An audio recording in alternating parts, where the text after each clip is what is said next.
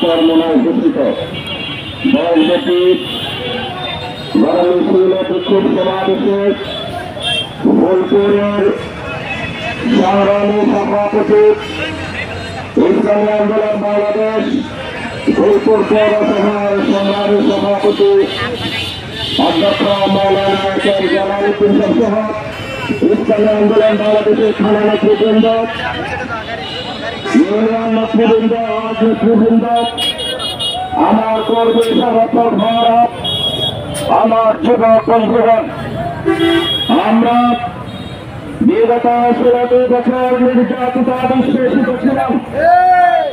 আমরা একটা আন্দোলন করেছিলাম ছাত্র জনতাকে নিয়ে, আমরা একটা সংগ্রাম করেছিলাম ছাত্র জনতাকে নিয়ে।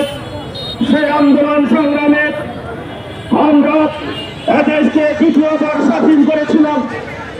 আমরা স্বাধীনতার পরে লক্ষ্য করলাম আমরা মনে অস্ত্র যুগালাম, এদেশে আর দুর্নীতি হবে না, এদেশে খুন হবে না, এদেশে ধর্ষণ হবে না, এদেশে চাঁদাবাজি হবে না।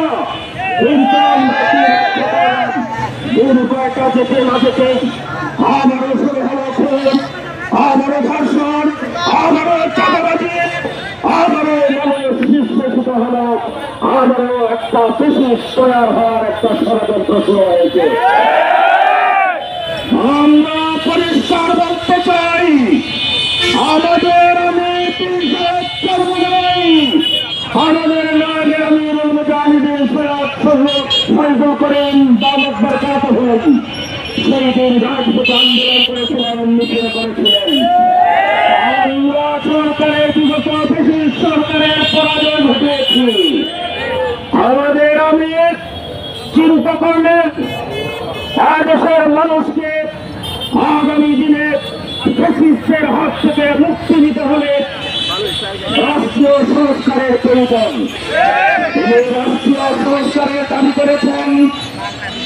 বিগত দিনে যারা জুলুম নির্যাতন করেছেন, আওয়ামী লীগের জাতীয় পার্টি সহ ১৪ জন যারা দেশের মানুষকে অতিষ্ঠ করে তুলেছেন, তিনি দাবি জানিয়েছেন তাদের রাজনীতি দেশে নিষিদ্ধ ঘোষণা করতে হবে। তিনি দাবিতে চরমনায় দাবি করেছেন লেভেল প্লেইং ফিল্ড তৈরি করে জুলাইয়ের সনদের ভিত্তিতে আবারও একটা নির্বাচন দিতে হবে। এই পিআর পদ্ধতিতে নির্বাচন দিলে দেশে আর কোনদিন ফ্যাসিস্ট তৈরি হবে না, দেশে দুর্নীতিবাজ তৈরি হবে না, দেশে ধর্ষণকারী চাঁদাবাজ সৃষ্টি হবে না। আর আমাদের মুহতারাম আমির দেশের 16 কোটি মানুষের রাজনৈতিক ও আধ্যাত্মিক রাহবার ইসলামী আন্দোলনের মুহতারাম আমির পীর সাহেব দেশব্যাপী বিক্ষোভ সমাবেশের ডাক দিয়েছেন। আপনারা লক্ষ্য করেছেন উপেক্ষা করে হাজারো জনতার ঢল নেমেছে। সবাই কি চায়?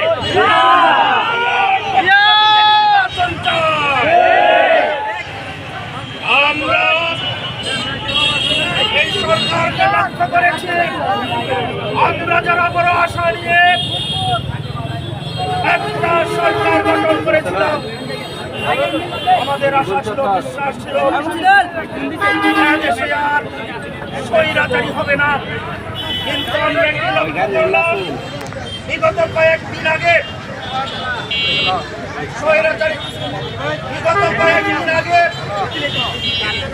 এই তত্ত্বাবধায়ক সরকারের প্রধান একটা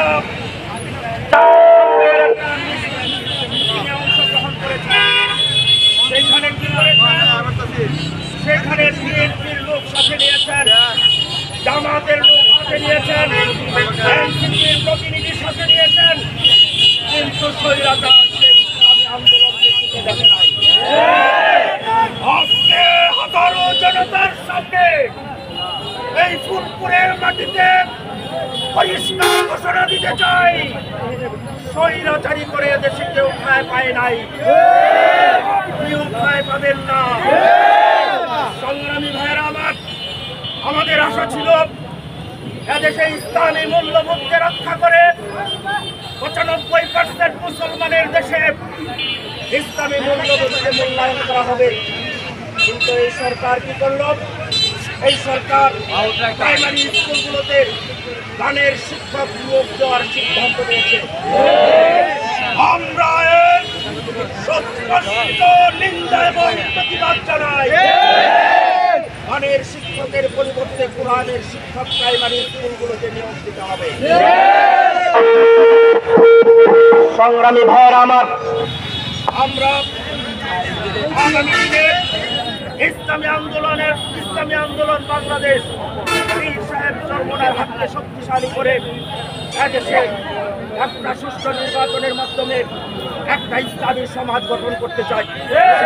বিশেষ করে আমি আমার যুবক বন্ধুদের বলবো, তোমার আমার গায়ের এই রক্তটুকু আল্লাহর দেওয়া। আমি জিজ্ঞাসা করতে চাই, আল্লাহর দেওয়া রক্ত তুমি কার জন্য ব্যয় করবে?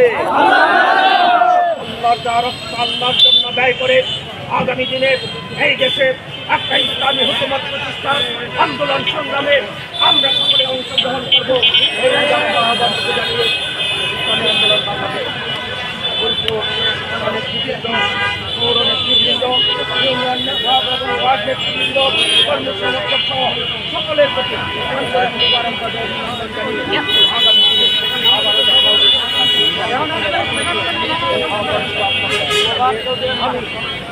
আমি